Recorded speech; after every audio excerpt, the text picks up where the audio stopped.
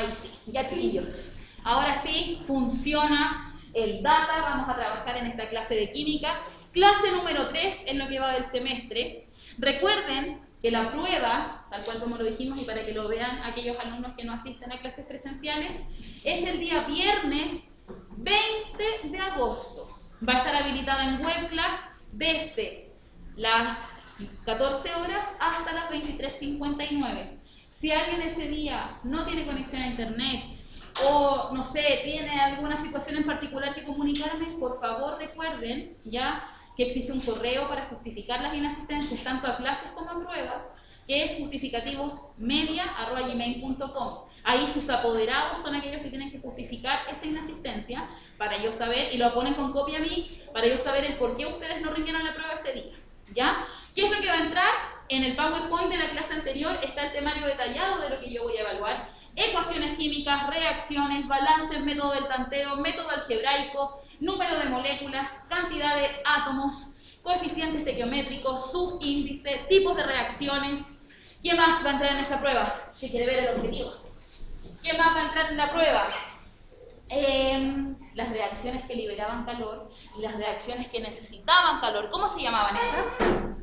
Las que necesitaban calor para que ocurrieran energía en forma de calor. Endotérmicas eran las que necesitaban cierta cantidad de calor, que yo les proporcionara una cierta cantidad de energía, y aquellas que liberaban energía se llamaban exotérmicas. Muy bien, Bastián. Entonces hoy día, lo que pasemos hoy día, ¿ya? Es una materia que yo voy a evaluar en la siguiente prueba, no en la del día 20, pero ya tenemos que empezar a avanzar. Como dice el objetivo de la clase, vamos a conocer las leyes que rigen las reacciones químicas. Esas leyes se llaman, chiquillos, leyes ponderales. Y son propuestas con el fin de explicar cuáles son los límites con los cuales yo puedo trabajar dentro de una reacción. ¿Ya? Porque no se trata de que yo diga, ya, este átomo se mezcla, se transforma, se rompe el enlace. No, yo tengo que saber cuáles son los conceptos que yo puedo aplicar, lo que puedo hacer y lo que no puedo hacer. ¿Ya? Así que escriben en su cuaderno, objetivo, conocer las leyes que rigen las reacciones químicas, conocidas como leyes ponderales. ¿Ya? Voy a subir este PowerPoint también si es que alguien se queda sin tomar algún apunte, para que no tengan problemas. Díganme cuando estén listos y empezamos. Próxima clase, los invito a todos a que estén muy atentos, tanto a los que ven la grabación en la casa como a los que vienen presencial, porque vamos a hacer una retroalimentación de toda la unidad con ejercicios tipo para la prueba.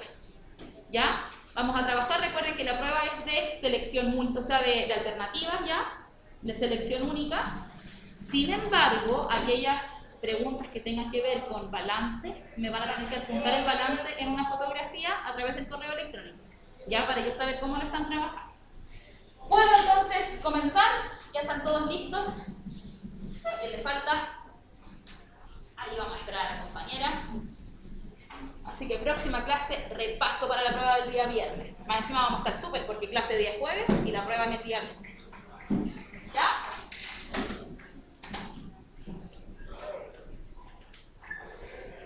Sí, parece que sí.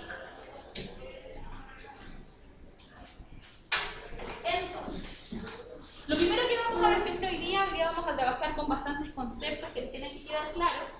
Y lo primero que vamos a trabajar dice, leyes de combinación química. Son llamadas también leyes ponderales, ¿ya? Porque tienen una ponderación, es decir, hay una relación matemática que nos permite expresar estas soluciones, estas reacciones. Se trata de 4 leyes que demuestran que el átomo es una estructura básica. Es una estructura básica que se va a mezclar con otras para poder formar, ¿cierto?, estos compuestos que son de interés y de necesidad para el ser humano. Recuerden que las reacciones comienzan a cambiar y la tabla periódica añade más elementos químicos en función de lo que nosotros como científicos ya o como investigadores hemos desarrollado para poder suplir las necesidades que nos atañen. En este caso, ¿cuántas son las leyes? Ahí se ve bastante poco, se las voy a nombrar, chiquillos, para que las puedan anotar ahí en sus cuadernos. Las 4 leyes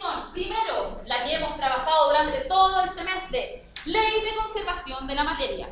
Esa es la que ustedes más manejan, pero existen otras más, aparte de esa ley de conservación de la materia.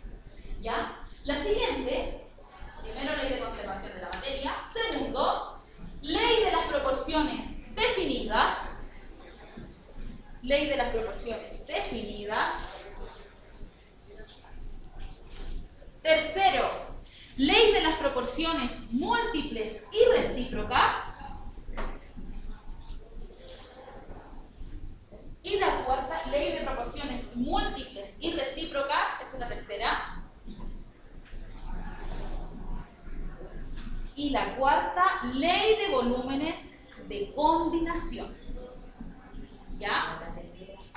La tercera dice, ley de proporciones múltiples y recíprocas. Voy a ver si puedo cambiar aquí el color de la letra porque sé que no se ve. La cuarta es ley de volúmenes de combinación.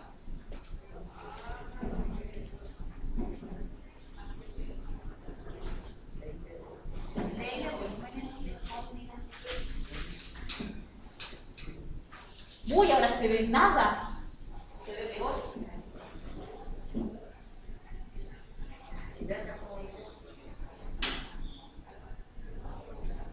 Nos llega todo el... Pero ahí les voy a ir hablando de cada una de ellas. Entonces, ¿qué es lo que dice? No sé si será ese el reflejo que llega. El de la puerta, ¿cierto? Depende como de todos los lados, porque... ¿Y ahora se fue?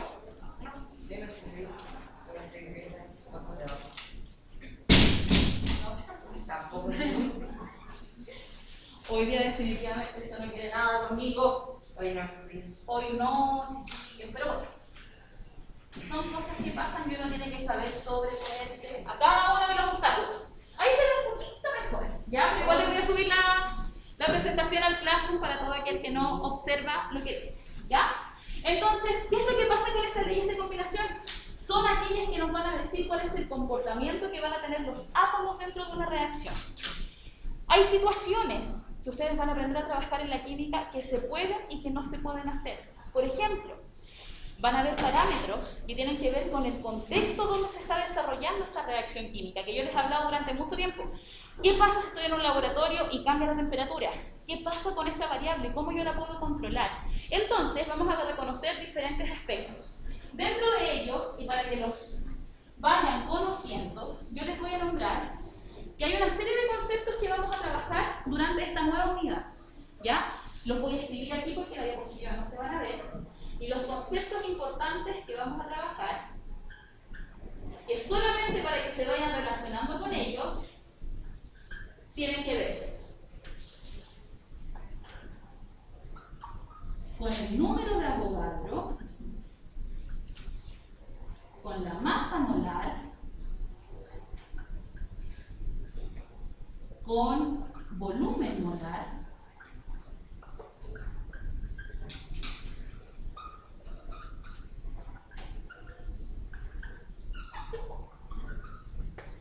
y con el número de moles. Esos cuatro conceptos los vamos a aplicar en base a estas leyes de combinación química que rigen las reacciones. Vamos a conocer el número de Avogadro, que está relacionado con la cantidad de partículas. ¿Nosotros podemos contar los átomos, chiquillos? ¿Puedo ir yo y decir, esa mesa tiene 120 átomos?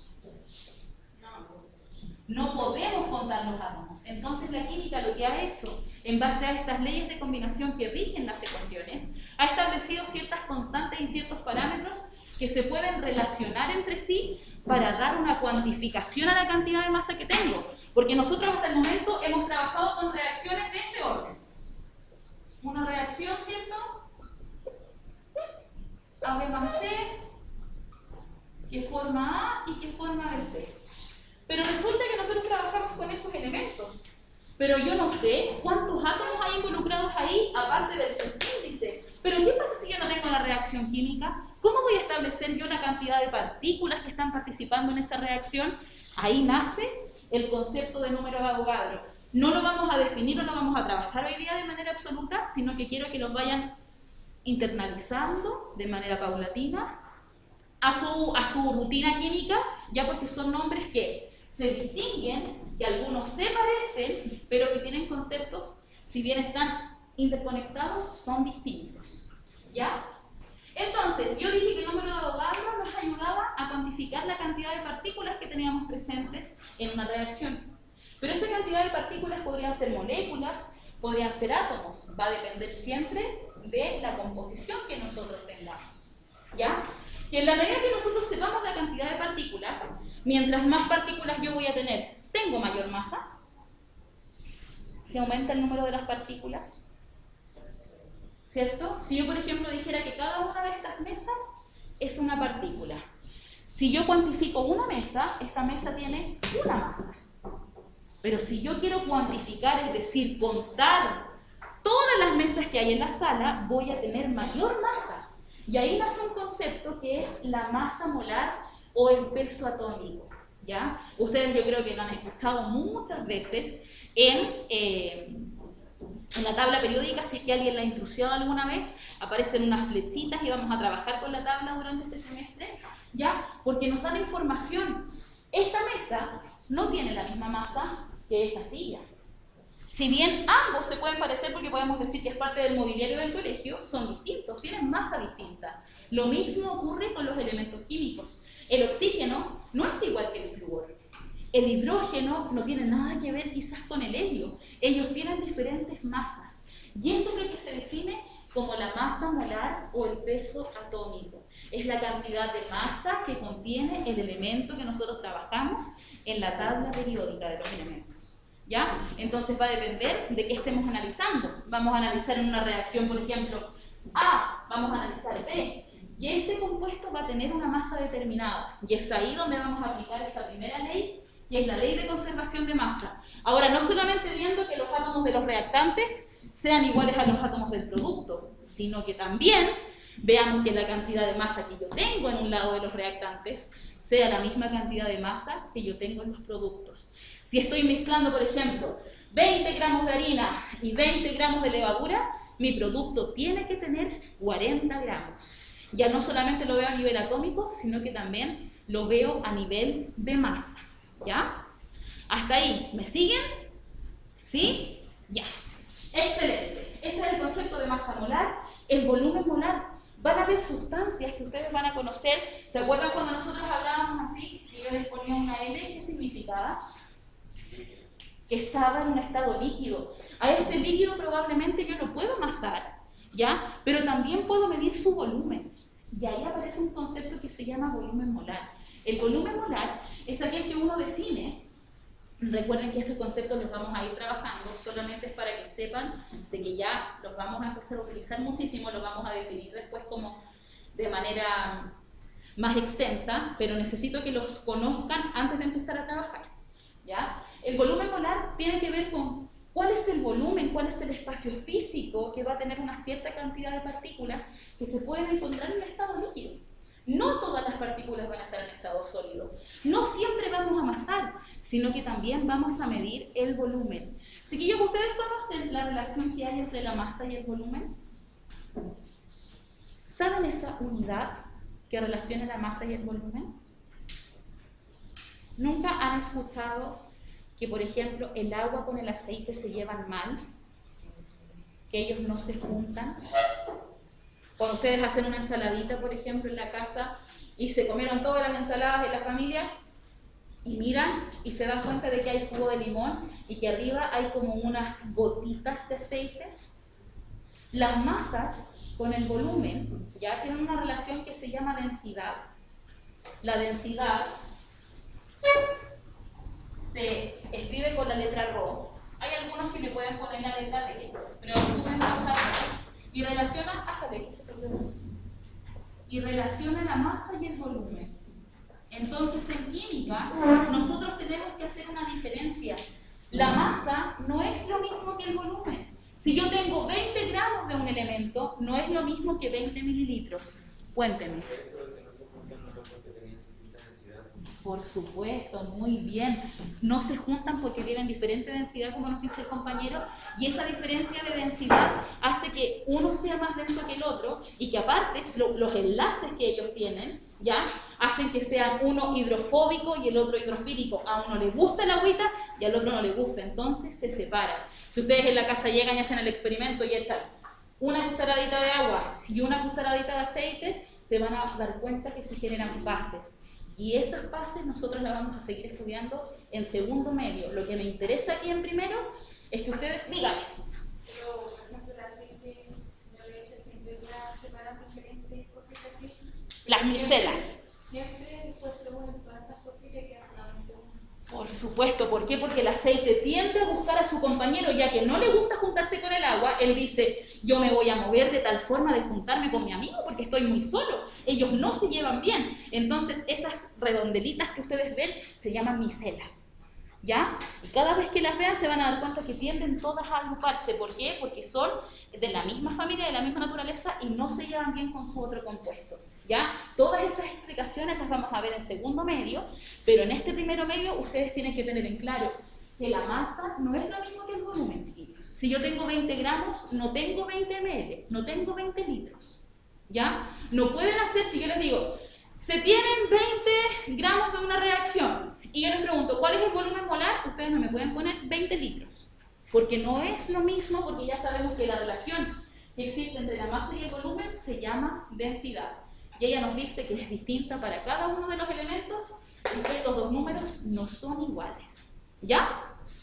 Entonces, seguimos trabajando un poquito con el concepto de número de moles. Cuando nosotros queremos cuantificar estos átomos, ustedes ya me respondieron que nosotros no podemos llegar y contar estos átomos. Imagínense si estuviera contando estas partículas que ni siquiera son como nanopartículas, ¿ya? Que conforman cada una de la materia que tenemos a nuestro alrededor. Entonces, así como en física veíamos que había físicos que daban la explicación, Antoine Lavoisier, Avogadro y otros más propusieron un concepto que tenía que ver con cómo poder contar esa cantidad de partículas en base a este número de Avogadro. Pero ¿qué relación tenía? Relacionar la cantidad de partículas y su masa molar. Saber cuál era la masa real y cuál era la masa molar que tenía ese compuesto, que son conceptos absolutamente distintos. ¿Y cómo los relacionan? A través del número de moles. El número de moles mide no la cantidad de partículas, sino la cantidad de sustancia. Cada vez que yo le pregunte, ¿qué era el concepto de mol? El concepto de mol es para medir la cantidad de sustancia que yo tengo de un elemento o de un compuesto químico, ¿ya? Estos 4 conceptos importantes, yo quiero que ustedes los tengan pero en la mente. Recuerden que esto no entra en la prueba del día viernes, ¿ya? La próxima semana hacemos un repaso, pero esto es lo que vamos a empezar a estudiar en la segunda unidad de estequiometría. Consultas hasta ahí. ¿Algún aporte que quieran hacer a la clase, chiquillos? ¿Nada? ¿Todo se entiende? ¿Hasta dónde vamos conversando? ¿Sí? ¿Dedito para arriba? Vamos entonces. Voy a borrar esto. ¿Alguien me dijo, profe? ¿No?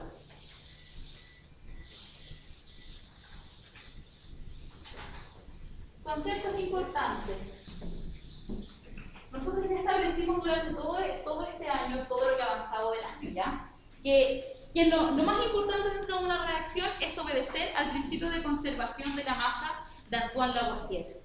Este señor Antoine Lavoisier, químico destacado, en el año 1785 establece que la transformación de la materia tiene que ser conservativa, ¿ya? Que esta ruptura de los enlaces que nosotros denominamos a través de la energía que yo les hablaba, ¿ya? Tiene que obedecer a que no se puede desaparecer nada, solamente se puede transformar. Pero ahora yo quiero que este concepto ustedes lo apliquen a la masa, ¿ya? Entonces fíjense que es el ejemplo. El ejemplo dice, 2 gramos de cloro y 3 gramos de sodio producen 2 gramos de cloro y 3 gramos de sodio producen 5 gramos de cloruro de sodio. Es decir, nosotros estamos haciendo una suma. Tengo el cloro, lo voy a poner acá, tengo el cloro y tengo el sodio. Y esos van a formar un compuesto. Y ese compuesto se llama cloruro de sodio o NaCl. ¿Y qué establece Lavoisier? que tanto el cloro como el sodio tienen que ser especies que se suman y conservan su masa. Y ahora yo no me estoy fijando en la cantidad de átomos, yo estoy diciendo, estoy juntando 2 gramos de cloro. Y esos 2 gramos se están juntando con 3 gramos de sodio. Lo que tengo que tener en mi resultado son 5 gramos de cloruro de sodio. ¿Se dan cuenta que es aditivo? Lo que yo mezclo en mis reactantes tiene que estar presente en los productos. Veámoslo entonces a nivel de una reacción química. ¿Alguien está escribiendo aquí, anotando? ¿Alguien, compañero? ¿Usted me avisa cuando esté listo? ¿Está listo? Vamos entonces. Antoine Lavoisier establece la ley de conservación de la materia. Fíjense, aquí tengo 20 gramos de un compuesto que no conozco y 15 gramos de otro compuesto que también es desconocido para formar una molécula que conserva los átomos. Tengo un átomo, tengo un átomo. Tengo 2 átomos amarillos, tengo 2 átomos amarillos. Pero ahora yo quiero cuantificar esa masa. Si yo tengo 20 gramos de A y 15 gramos de B, ¿cuántos gramos de producto tendría que tener? Si son 20 gramos del elemento A y 15 gramos, ¿cómo? Se suman. ¿Ya? ¿Cuánto nos da? 35 gramos de producto. Fíjense, estamos trabajando con una suma, primero básico, sumamos solamente. ¿Por qué? Porque este concepto ya lo estamos bajando a nivel de masa. Después vamos a hacer relaciones con la cantidad de moles que hay presentes en esa reacción. ¿Ya, chiquillos? Continuamos entonces. Dígame. No puede salir. ¿Es muy urgente? Ya. Venga, yo la acompaño. Vamos a pausar un poquito la grabación. Con la clase entonces, chiquillos, siguiendo con este ejemplo de la siguiente reacción, ¿ya? Vamos a tener 37 gramos de una partícula A que se está mezclando con 13 gramos de una partícula B. ¿Cuántos gramos de producto vamos a tener? 50. ¿Su nombre? Muy bien, Sofía. Estos 50 gramos de producto, ¿ya alguien me podría explicar de dónde apareció ese 50? De la suma del 37 más el 13. ¿Y por qué ustedes llegan y lo suman? ¿Quién nos enseñó eso? Yo, ya. ¿Y a mí quién me lo habrá enseñado? Mi profe. Y ese profe, si nos vamos para atrás, recuerden que siempre estamos aplicando la ley de conservación de masas de Antoine Lavoisier. Ya no solamente a nivel atómico, sino que ahora a nivel de masa. Ustedes ahora están anotando en sus cuadernos gramos. Antes no trabajábamos con gramos. Recuerden que los gramos son una unidad de medida de la masa, al igual que los kilos. Pero, dígame.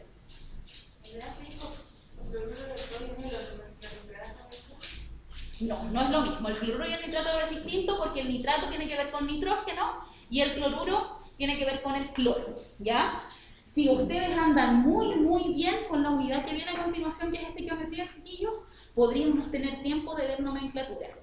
Y nomenclatura es cuando yo pongo, por ejemplo, un elemento en la pizarra y yo digo, ya, chiquillos, ¿cómo se llama? Me van a decir, profe, pero un hidrógeno, un azufre, un oxígeno. Podríamos ver la unidad de cómo nombrar a estos elementos. Por ejemplo, él es el ácido sulfúrico. Y si andamos bien en tiempo con la unidad de estequiometría, lo último que abordamos sería nomenclatura de compuestos inorgánicos. ¿Ya? Así que eso es una motivación. ¿Cierto o no? Siento que sí. Ya. ¿Qué pasó? Ya. Veamos un ejemplo numérico entonces. Vamos. Dice, según, voy a ponerme los lentes porque tampoco veo nada. Según Lavoisier, en la reducción del cobre con el azufre, en la reducción del cobre, que es Cu, con el azufre que es S, para originar el sulfuro cúprico, este amigo se llama sulfuro cúprico,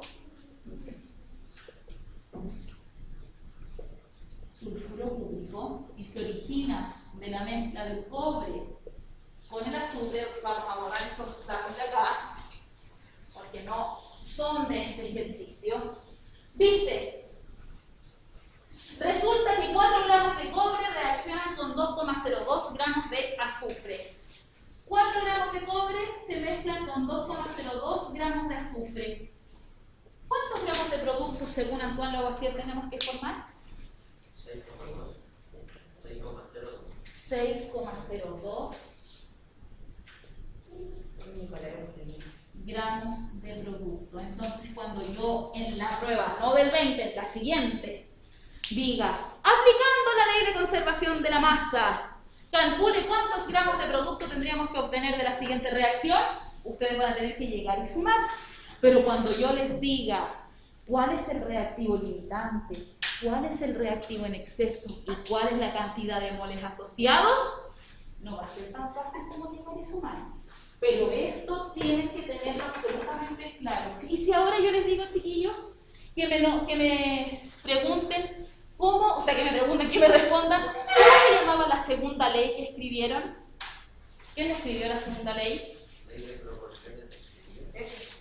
Ley de proporciones definidas. Ley de proporciones definidas. La ley de proporciones definidas, al igual que la ley de conservación de masas, intenta hacer una relación entre las masas que nosotros tengamos. ¿Qué pasa si yo no tuviera 8 gramos de, o sea, que yo no tuviera 4 gramos de cobre, si yo tuviese 8? ¿Con cuántos gramos debiese mezclarse de azufre? Fuerte, fuerte. Con 4. Con 4, ya. ¿Y cómo llegó a esa lógica, Bastián? ¿Cómo llegó a establecer ese 4? A ver, ¿alguien más? Pero entonces, si se suma uno, Yo lo dividí. en este caso, se debe sumar 4, el otro también se tendría que sumar el 2. Excelente. ¿Cuál es el nombre de usted? Muy bien, Alonso. Alonso dijo, si esta masa se duplicó, para que yo pueda originar el producto de interés, que es el sulfuro cúprico, tengo que tener que mis reactantes también aumenten. Antes de yo estaba bien. Claro que estaba bien, muy bien, Bastián. ¿Por qué? Porque este 2,02 tiene que variar porque la proporción entre ellos, la proporción definida que se establece en esa relación, dice que 4 gramos de esto se tienen que mezclar con 2,02. Si yo necesito mezclar 8 gramos de este cobre, también tiene que aumentar el azufre. ¿Y aumenta? Si este se multiplicó por 2, este también se tiene que multiplicar por 2. Por lo tanto, si yo aumenté mis reactantes, ¿qué va a pasar con el producto? Y van a sumar 10,02, es decir, aumentó, no, 10 o 12, 12,02. Ahí, 12,02 gramos. Es decir, aumentamos de ese 6,02 al doble de cantidad de producto. Y eso se va a conocer como la primera relación estequiométrica que ustedes van a conocer. Si yo necesito formar un producto con mayor cantidad de masa, mis reactantes tienen que mezclarse en proporciones definidas. Si 4 reaccionan con 2, 8 van a reaccionar con el doble y así sucesivamente. Y esa proporción es un dato que yo les voy a entregar a ustedes en la prueba y que van a aprender en la medida de que vayamos avanzando. ¿Dudas hasta ahí, chiquillos? ¿Qué me dijo yo? Dígamelos. ¿Por qué se trata de aumentar 0,4? Porque me equivoqué. Solo por eso. Muy bien, muy atento. 12,04. Ahí para que lo arreglen la suma. Yo pensé que se mantenía. Usted pensó que se mantenía, no, porque recuerde que todo el número, güey. 4 por 2, 8. 2,02 por 2, 4,04. Ahí también me equivoqué. Dígame. ¿No te puso 4 porque se multiplica esto? Sí, y aquí me equivoqué también. Porque aumentó al doble. Recuerden que ambos reactantes aumentaron al doble. De 4 a 8 y de 2,02 a 4,04. Y ahí la suma de esos dos nos da los 12,04 gramos. Quiero saber qué hora es. Estamos súper bien ahora. Y vamos a ir a la última parte de la clase. No, ahí está. Voy a borrar esto. Y aquí quiero que pongamos relación, una interconexión entre lo que vamos a ver para la prueba número 1, que es su índice y coeficiente estequiométrico, y lo que vamos a ver para la prueba 2. ¿Ya?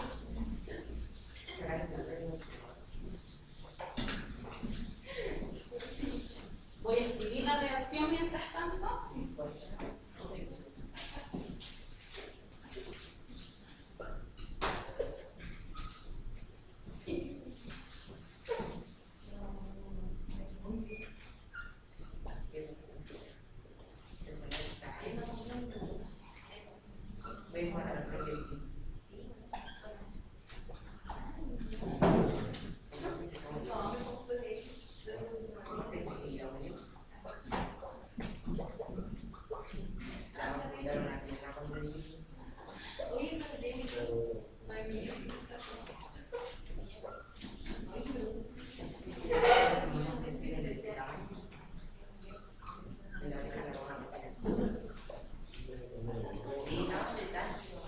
Ya, ahí les di unos instantes para que se comunicaran. Ahora vamos a hacer esta última como cierre de clase, con el fin de que ustedes entiendan lo que nosotros vamos a hacer en las próximas clases para nuestra segunda evaluación. Dice, aplicando la ley de conservación de masa propuesta por Antoine Lavoisier, debe cumplirse siempre que la masa de los reactantes es igual a la masa del producto. Eso ya lo hemos trabajado, ¿cierto? Lo que está aquí es igual a lo que está acá. Dure lo que dure la reacción química, ya sea muy rápida o muy lenta, ¿ya? La masa total, permanecerá siempre constante. Por lo tanto, en base a estas dos, dice, considere la siguiente reacción. En esta reacción tenemos 2 NO, o óxido nítrico, más oxígeno para formar al óxido nitroso, ¿ya? Resulta que en esto vamos a tener que calcular el número de moléculas que tenemos presentes. ¿Cuántas moléculas de este reactante tenemos? 2. ¿Quién me dijo 2 tan segura? ¿Quién fue? Muy bien, ¿por qué? Por el coeficiente. Muy bien, el coeficiente estequiométrico es 2, por lo tanto tenemos 2 moléculas de este compuesto que se llama NO. ¿Cuántas moléculas tenemos de oxígeno? Una. Porque recuerden que somos muy elegantes y cuando el 1 aparece nosotros no lo ponemos. Y ahora mi pregunta es, ¿cuántas moléculas tenemos de producto? 3. A ver. ¿Cuál es el coeficiente estequiométrico?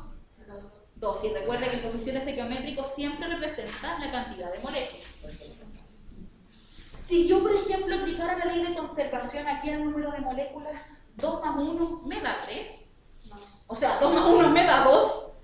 No me da 2, ¿cierto? Me da 3. Pero ojo, ahí no es que esté equivocada la ley de conservación de masa, porque ella no establece la relación a través del número de moléculas, sino que lo hace a través de sus masas. Por lo tanto, nunca piensen que si aquí les da 2, aquí les da 4, por ejemplo, y aquí les dio 3, está mal. ¿Por qué? Porque la ley de conservación es a través de átomos y de esos átomos a las masas. Aquí, antes de masa molar, vamos a poner átomos. ¿Cuántos átomos de nitrógeno hay presentes? ¿Cuántos hay? 2. Debate, 2 o 1. 2. ¿Por qué 2? Hay 2. Porque hay 2 moléculas y cada una de esas moléculas tiene un nitrógeno. Excelente. ¿Cuántos átomos de oxígeno hay? 2, nuevamente. ¿Cuántos átomos de oxígeno tengo acá? 2. Y aquí, ¿cuántos átomos de nitrógeno y cuántos átomos de oxígeno? 4. De nitrógeno 2 y de oxígeno 4. Muy bien, de nitrógeno 2, porque recuerden que si no aparece nada, este 2 multiplica 2 por 1, 2. 2 por 2, 4. Sumemos. Total de átomos. ¿Cuántos átomos de nitrógeno? En total entre estos dos. 2. ¿Y cuántos de oxígeno? 2 más 2, 4. Nitrógeno, 2. se cumple la ley de conservación de la materia.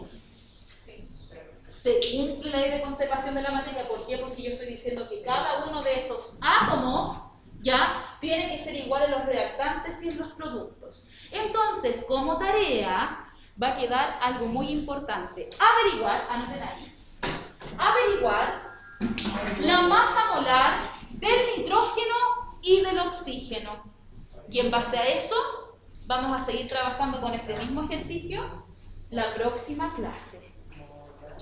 Averiguar la masa molar del nitrógeno y del oxígeno. Para eso, ¿en quién se van a apoyar? En la tabla periódica de los elementos. Preguntas al cierre de la clase.